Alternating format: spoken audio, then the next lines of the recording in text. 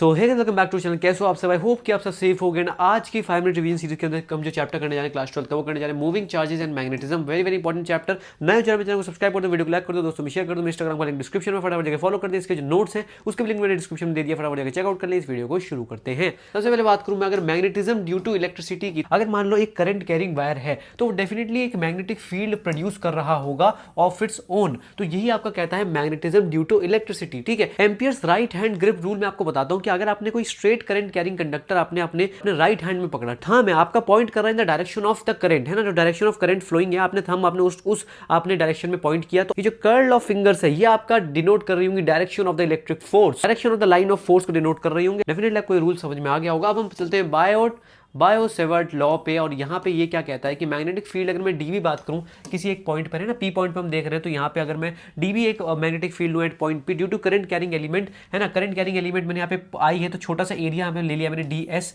तो आई D S अगर मैं बात करूँ करंट कैरिंग एलिमेंट, तो यहाँ पे जो मैग्नेटिक फील्ड होगी वो होगी आपकी mu naught by 4 into I D S cross R cap upon R square, है ना। ये तो आपकी नॉर्मल जनरल फॉर्मूला है, बड़ा सा फॉर्मूला है वेक्टर फॉर्म में। म्यू नॉट अपॉन 4 कितना होता है 10⁻⁻⁷। आई होप कि तुम्हें समझ में आ गया होगा। तो अब हम बात करने वाले magnetic field due to finite straight wire, है ना, फाइनाइट स्ट्रेट वायर है ना, एक स्ट्रेट वायर है फाइनाइट, है ना, इसके वजह से क्या मैग्नेटिक फील्ड होने वाली है। पी पॉइंट पे मैं देख रहा हूँ कितनी मैग्नेटिक फील्ड होगी इस स्ट्रेट वायर की वजह से, तो वो होगी B is equals to mu not I upon 4πa cos theta 2 plus cos theta 1। cos theta 2 ये आपके इधर से एंगल है, थीटा इधर से 2 एंगल है, इधर से 1 एंगल है, cos theta 2 plus cos theta 1 ये आपका जो होने वाला है मैग्नेटिक फील्ड होने वाली है at point P due to straight wire, finite straight wire, finite की बात कर रहे हैं। ठीक है, अब direction of magnetic field of straight wire क्या होगी? राइट हैंड रूल, अगेन ये आपका राइट हैंड रूल लगेगा। यहाँ पे लॉन्ग स्ट्रेट वायर आपने अपने राइट हैंड में रखा, राइट हैंड में आपने पकड़ा, और यहाँ पे जो थंब है वो डायरेक्शन, वो यहाँ पे पॉइंट कर रहे हैं direction of the electric current, तो आपकी जो कर्ल ऑफ फिंगर्स होगी वो आपकी मैग्नेटिक फील्ड की डायरेक्शन यहाँ पे डिनोट करेगी। आई होप कि तुम्हें चीज समझ में आ गई होगी। अब बात करने वाले magnetic field due to circular current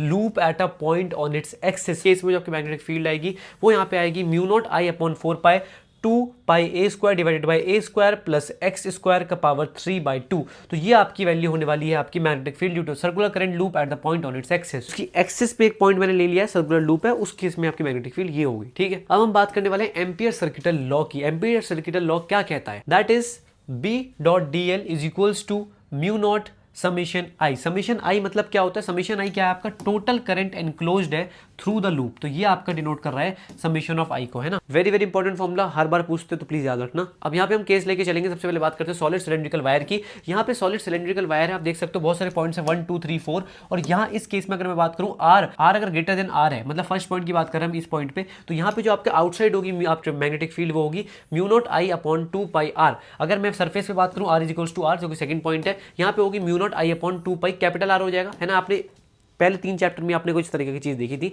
electric field and potential के केसेस में।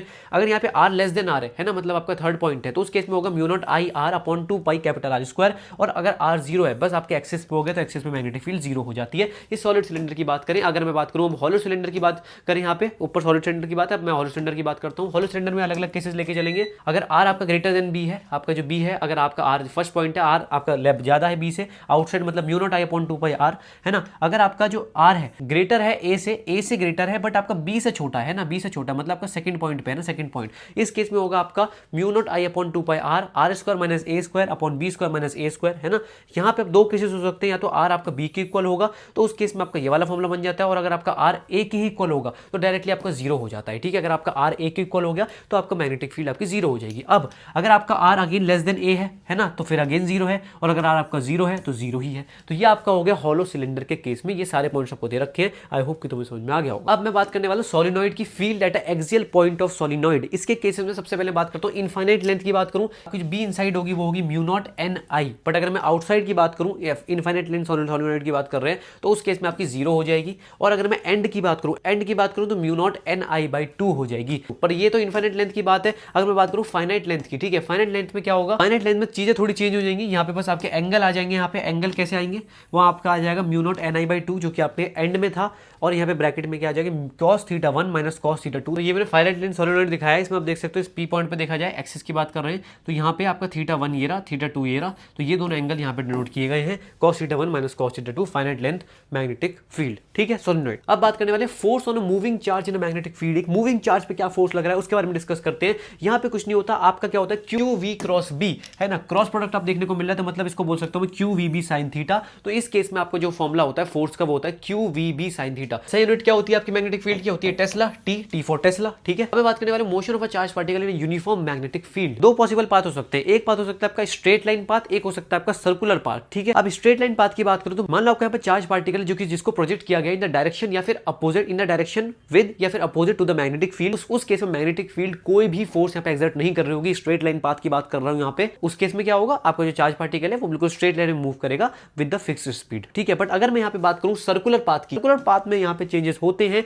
एंड यहाँ पे फॉर्मूला निकल के आएगा that is equals to Q V B is equals to M V square upon R. M V square upon R आपने और भी जगह सुना होगा, फटाफट कौन सा बताओ कहां सुना है? देख सकते हो आप यहाँ पे फोर्स लग रहा है सेंटर की तरफ, ये आपका वी वेलोसिटी है, ये आपकी जो क्रॉस है मतलब आपकी डायरेक्शन और मैग्नेटिक फील्ड दिखाई गई है, ये आपका चार्ज सर्कुलर पाथ में घूम रहा है। उस केस में होगा Q V B is equals to M V square upon R. अगर मान लो टाइम पीरियड पूछा जाए पार्टिकल का तो उस केस में टाइम पीरियड कितना होगा? T is equals to 2 pi M upon Q into B, 2 pi M upon Q into B. Direct फॉर्मुले से बहुत बार क्वेश्चन पूछे जाते हैं सर्कुलर पाथ से। अब बात करने वाले साइक्लोट्रॉन की। साइक्लोट्रॉन भाई क्या होता है? ये एक तरीके की डिवाइस है जिसको यूज किया जाता है पॉजिटिवली चार्ज पार्टिकल्स को एक्सेलरेट करने के लिए। जैसे अल्फा पार्टिकल एग्जांपल हो गया, ये इसका काम है साइक्लोट्रॉन का। समझ में आ गई? आप साइक्लोट्रॉन की सबसे पहले फ्रीक्वेंसी पढ़ते हैं। फ्रीक्वेंसी क्या होती है साइक्लोट्रॉन की? v is equals to 1 upon T. T अब टाइम पीरियड में ऊपर पढ़ा था तो कितना हो गया?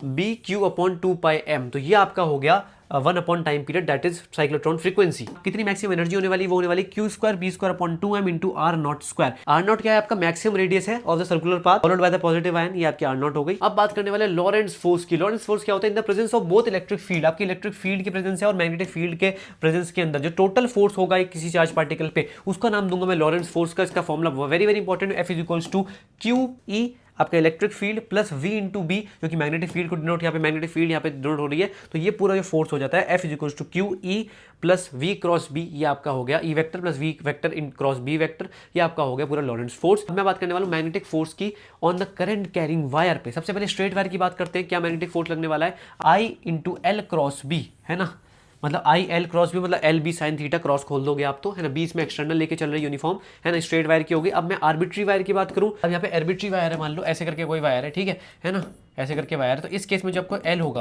वो हम ये लेके चल रहे होंगे एल, है ना, तो यहाँ पे I is equals to L cross B, again वही फॉर्मूला, यहाँ पे एल हमने ये ले ली, ठीक है। आई होप कि तुम्हें समझ में आ गया होगा। अब बात करने वाला हूँ मूविंग कॉइल गैल्वेनोमीटर की। उसमें जो टॉर्क का फॉर्मूला है बहुत ही इंपॉर्टेंट, बहुत बार पूछा जाता है, N I A B sine theta, मतलब N I A cross B, तो N I A cross B N I A B sine theta हो जाएगा। यहाँ से आई निकालो तो आपका फॉर्मूला आ जाएगा I is equals to K upon N A B theta. अब यहाँ पे जो करंट है, current sensitivity and voltage sensitivity, current sensitivity and voltage sensitivity पे डायरेक्ट क्वेश्चन आता है, तो प्लीज आपको याद रखना है।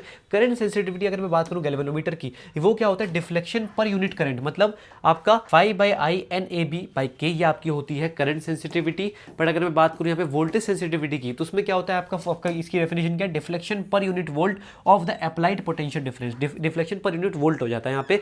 इसमें क्या होती है? फाई बाई वी हो जाता है यहाँ पे आई की जगह, एन ए बी बाई के इंटू 1 बाय आर, यहाँ पे आर भी आ जाता है वोल्टेज सेंसिटिविटी में। तो ये दोनों टर्म्स आपको अच्छे से पता होने चाहिए। सो आई होप कि डेफिनेटली कोई चैप्टर समझ में आया होगा। समझ में आया तो वीडियो लाइक, चैनल को सब्सक्राइब करना ना भूलें। अपने दोस्तों में इस वीडियो को शेयर कर दें। मेरे इंस्टाग्राम को लिंक डिस्क्रिप्शन में फटाफट जाकर फॉलो कर दें। इसके जो नोट्स है उसका लिंक मेरे डिस्क्रिप्शन में दे दिया, फटाफट जाकर चेकआउट कर सकते हैं। प्लीज सब्सक्राइब मार के जाना, बहुत मेहनत लग रही है इन वीडियोस को बनाने के लिए, तो प्लीज सब्सक्राइब मारो। मिलते हैं नेक्स्ट वीडियो में। Stay tuned, goodbye, bye.